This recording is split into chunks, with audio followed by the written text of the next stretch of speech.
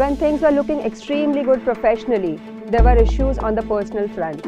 My marriage was breaking. So the separation, taking care of the baby and my new venture was too much for me to handle. I was extremely depressed and I didn't know what to do. I realized that I had to be strong and work with a plan B in mind for myself and for my daughter. I saw myself in her because at one point of time I was also into a bad situation. Something that I have learned personally in this complete journey of mine is that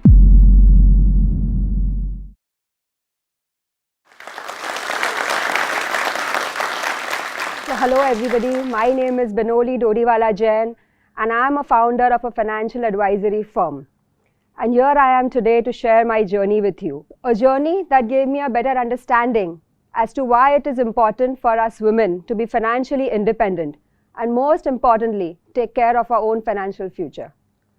So my journey starts here in Mumbai, the city I was born and brought up in. I was born up in a joint family where my father was into a family business and my mother was a homemaker.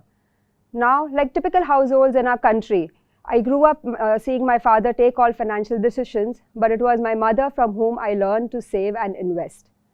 Immediately after I finished my 10th standard, I started working. I started giving tuitions to cut my free time. And this was the first step which I had towards saving.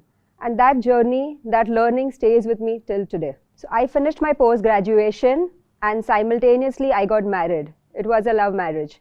We both were working and doing very good for ourselves, but we also had a home loan on our head. And it was a very big amount for us at that point of time.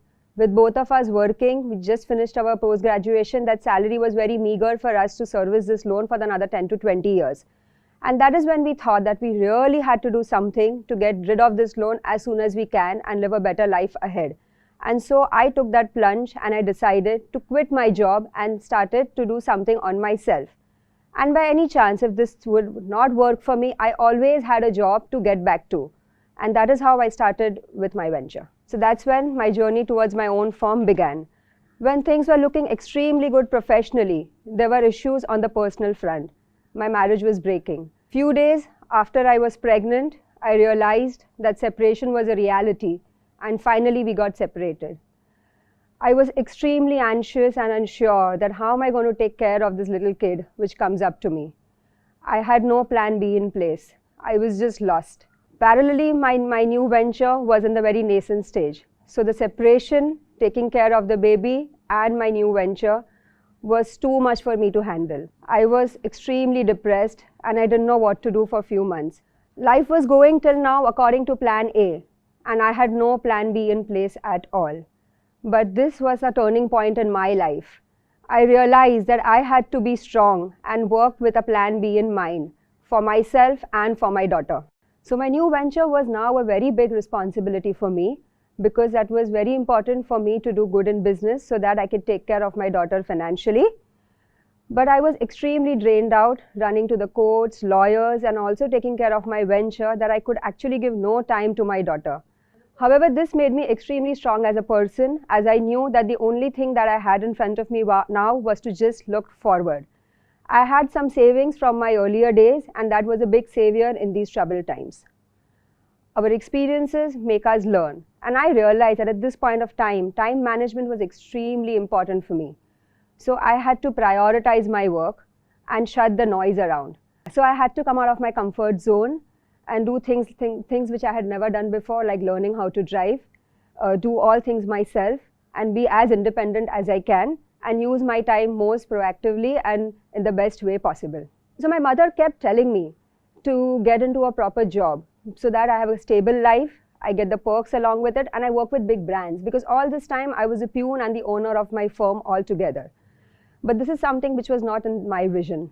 So when I started my new firm, we added a lot of products into the basket because now we had scale to work with.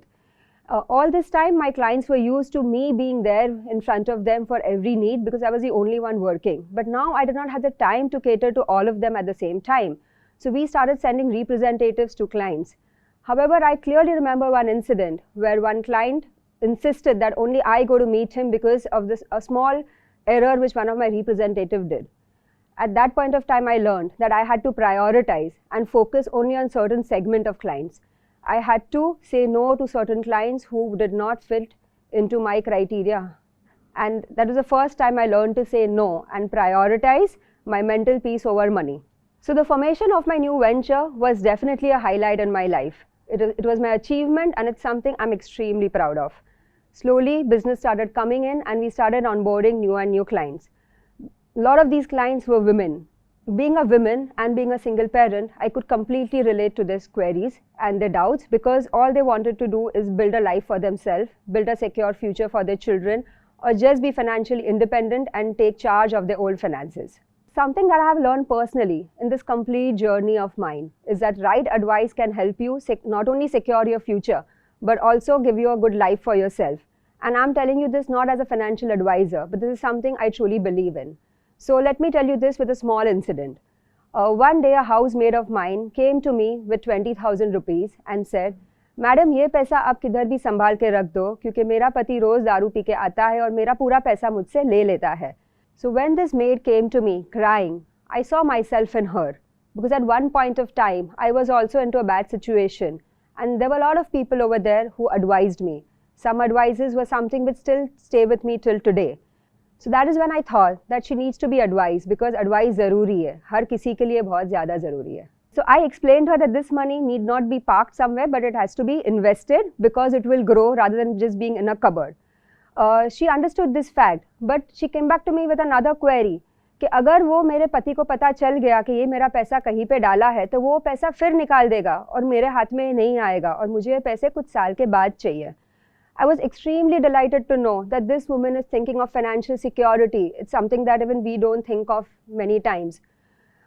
It's been few months that she withdrew this money today because her house was broken down due to the flooding in the Mumbai rains, and I'm extremely happy to say that this is something which was a savior. So we all have dreams and we have plans how we are going to achieve these dreams. But many times the dreams and plans break simultaneously. At that point of time, it's extremely difficult to have a sudden plan B. Thus, in life and also in your finances, there should always be a plan B. I have a 7-year daughter who saves little bit money from the allowances she gets from the family members. We as parents need to teach our kids to save from day one, because personal finance is something which is just not taught in schools.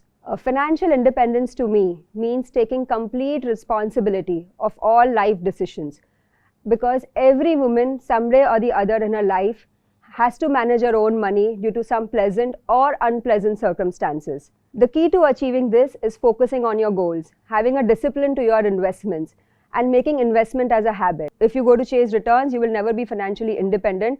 So keep focusing on your goals. I got married a few months back and I'm extremely happy, and there is just one takeaway I want to leave all of you all with.